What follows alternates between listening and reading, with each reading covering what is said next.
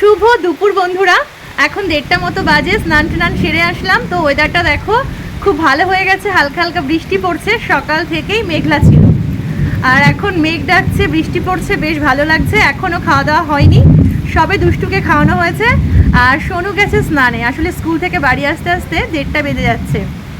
তারপর একটু বসে লেবু জল খাই, তারপরে স্নানে পাঠাই। এখন কিন্তু সকাল 7টা বাজে। তো সকাল 7টা থেকে আজকের ব্লগটা আমি শুরু করছি। তোমাদের সকলকে জানাই শুভ সকাল। আশা রাখি ঈশ্বরের কৃপায় সকলে ভালো আছো, সুস্থ আছো, আমিও ভালো আছি। তো ঘুম থেকে উঠেই রোজকার মতো চলে এসেছি রান্নাঘরে সোনুর টিফিন বানাতে। দুষ্টু যাবে না, দুষ্টু এখনও ঘুমিয়ে আছে।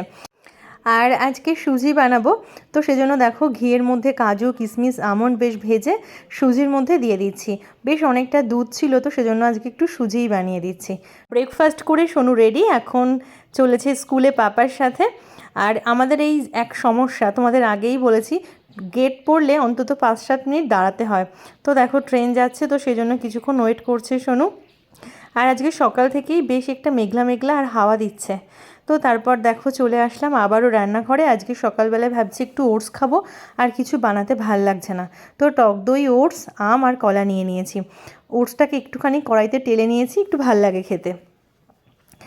আর এইদিকে দেখো পটল ভাজতে বসিয়ে দিয়েছি, আর তো ঝিঙে আলু পোস্ত করব, সেজন্য সেটাও বসিয়ে দিয়েছি। আর ঝিঙে আলু পোস্ত দেখানোর কিচ্ছু নেই, তবে একটা টিপস দেবো তোমাদের, যে দেখো প্রথমে শুধু শুকনো পোস্তটা একটুখানি যদি গুঁড়ো করে নেওয়া যায়, তাহলে তারপরে জল দিয়ে গুঁড়ো করলে বেশ ভালো হয়। মানে একবারেই জল না দিয়ে প্রথমে যদি শুকনো একবার নাড়িয়ে নেওয়া যায়, তো বেশি সুন্দর মিহি পেস্ট হয়।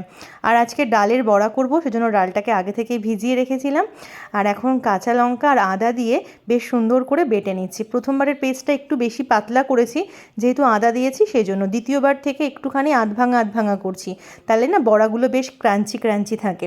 এদিকে মোটামুটি পটল ভাজা রেডি, আর ঝিঙে আলু পোস্ত মোটামুটি হয়ে এসছে। তো একটু লঙ্কা হলুদ দিয়ে দিলাম আর একটু, কারণ সাদা সাদা দেখাচ্ছে, তো সেই জন্য পোস্তর জন্য একটু সাদা সাদা লাগে। আর এখন বড়াতে লবণ দিচ্ছি পরিমাণ মতো, আর দেবো কাঁচা পেঁয়াজ।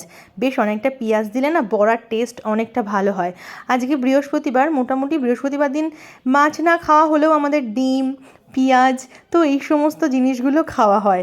এরকমভাবে বৃহস্পতিবারটাকে মানা হয়। তো দেখো আর রোজ রোজ মাছ খেতে সত্যি কথা ভালোও লাগে না, তাই আজকে ভাবলাম একটুখানি বড়া করে তারপরে ঝোল করি।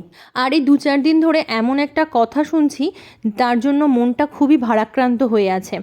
প্রথমে 1-2 জনের কাছে শুনছিলাম, ক্রমশ ঘটনাটা এখন সবার মুখে মুখে ছড়িয়ে গেছে। মানে সব জায়গা থেকে শুনছি নাকি বাচ্চা চুরি হচ্ছে। কি আতঙ্কের কথা বলো! এটা নিয়ে একটা রিলসও বানিয়েছি আমি, সকালবেলায় সেটাকে লোড করেছি।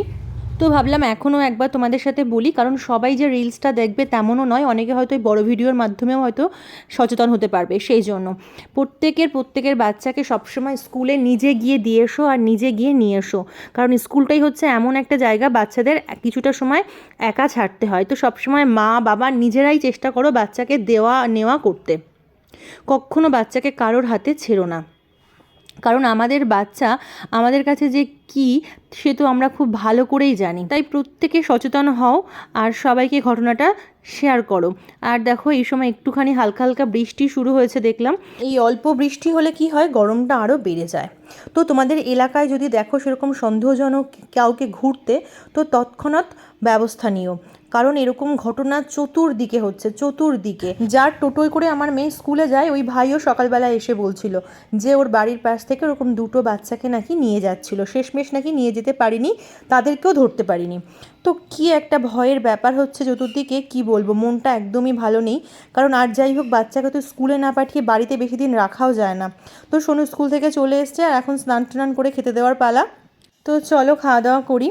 আর তোমরা কে কী দিয়ে খেলে অবশ্যই কিন্তু আমাকে কমেন্ট করে জানিও। আর হ্যাঁ, ভিডিওটা কেমন লাগলো সেটাও কিন্তু জানিও। আর পারলে পুরো ভিডিওটা দেখে তারপরে শেষে একটা লাইক কমেন্ট করো। তোমাদের কমেন্ট আমার কাছে অনেক মূল্যবান। তো চলো টাটা।